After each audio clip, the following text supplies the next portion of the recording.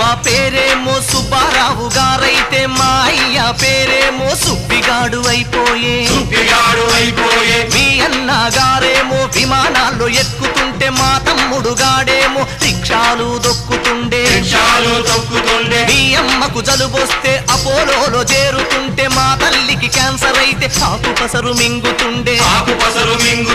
మా బాధలు మా గాథలు దేవుళ్ళకి చెబుదామంటే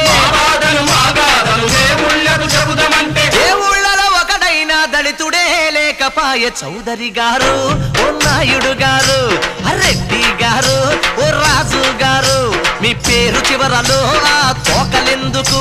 ఈ ఊరు చివరనే మా పాకలెందుకు? చౌదరి గారు, ఓ నాయుడు గారు